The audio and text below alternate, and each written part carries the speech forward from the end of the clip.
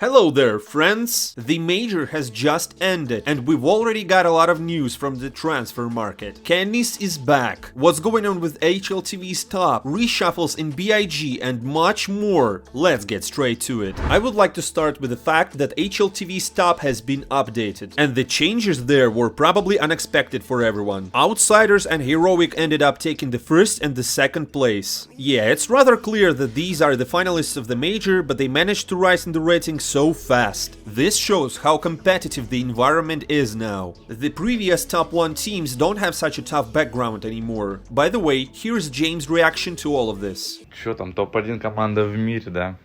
На самом деле, вот это была реальная мечта. Мейджор выиграть, ладно, но быть лучшей командой в мире по HLTV рейтингу хотя бы на минуту.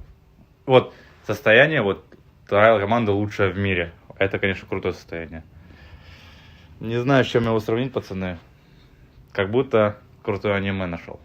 Well, congratulations to the guys. In the third place we have Cloud9. Na'Vi are still the 4th, but FaZe had a severe downgrade. They are now in the 8th place. And Liquid found themselves in the 9th. Meanwhile, G2 is no longer a top 10 team in the world. That's how it happens. There was a bunch of interviews of major champions for HLTV. Let's see what the players said there. It turns out that Jame considered himself a loser all this time. Every tournament helped me to find something to win this major, so I finally stopped feeling like a loser and realized that I'm capable of something in this life. I don't think about the prize money, stickers or anything. All this was not so important amid the efforts that the team put into winning the major. I still need time to realize all this. Too much of everything comes out at once. It's very difficult to keep focus. I want to calm down so that I can soberly assess all this. I don't think anyone expected such matchups in the semifinals. After all, this is a major. The results of this tournament indicate that the competition at the majors has increased.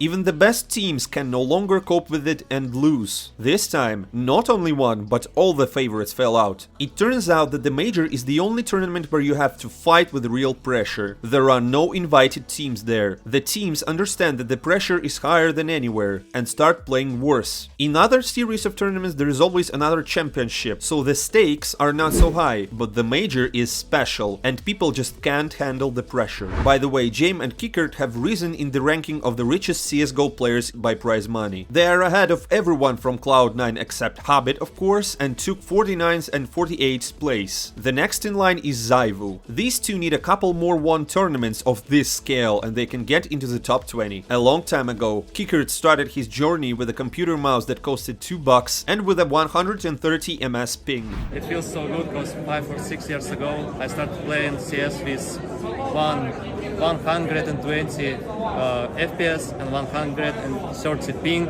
and with mice for $2 without a mouse pad, without, I don't know, this small chair like from school, and now I'm playing on the major and I won it. I'm so happy.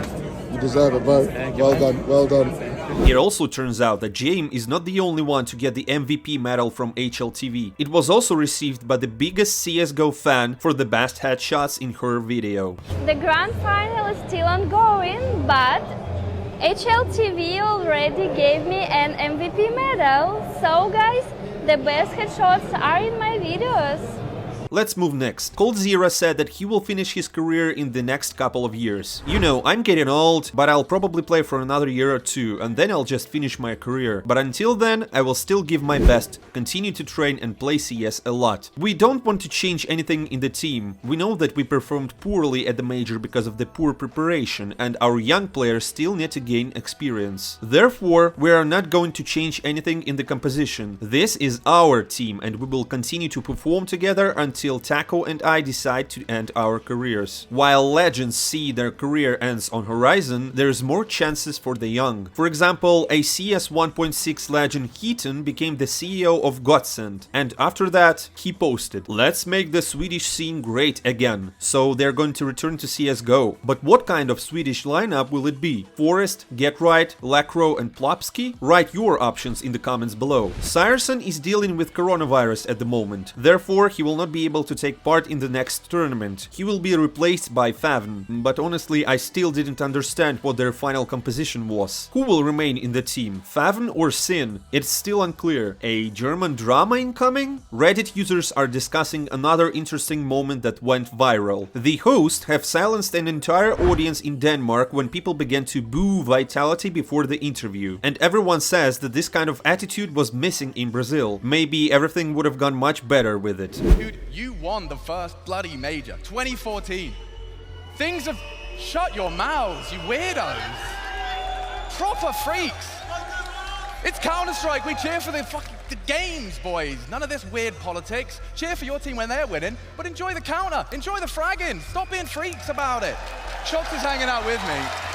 And of course, the main news for today is that KENNYS has returned to CSGO. He was finally released from his contract in G2, said goodbye to everyone and immediately moved to Falcons. Congratulations to the legend! The French CS is back in action. He will take the place of Maka, and I hope he will get the chance to enjoy his crazy flicks again. Here's what he said in an interview after returning. A few months ago, I decided that I wanted to play CS at a professional level. I lived with that thought for a while to make sure it wasn't some momentary feeling, an emotion, and as a result I realized that I really wanted this. I think I deserve a chance to finish my career in a way that is not being on the bench. I am very glad that I have the opportunity to do it in a different way. I am very glad to be back in CSGO. I really want to at least try to qualify for a major in Paris. Now this is my main goal and I am ready to work hard for this. Do you think KENNYS and his team will succeed? And the last news piece for today is related to Device. He has returned to Astralis and the fans of NIP were not entirely happy with this transfer. Device has been inactive for almost a year and in their opinion he was just there for a paycheck. Here's what he himself said on this matter. I don't really read comments and rarely use social networks, but criticism of me doesn't surprise me. I want to clarify that throughout 2022 I did not receive a salary from Ninjas in Pyjamas. At the same time, it seems to me that people should not be criticized for receiving sick pays if they have health problems. Friends, we have Lust in the near future and a bunch of new transfers, so subscribe to our channel so that you don't miss anything for sure. See you soon.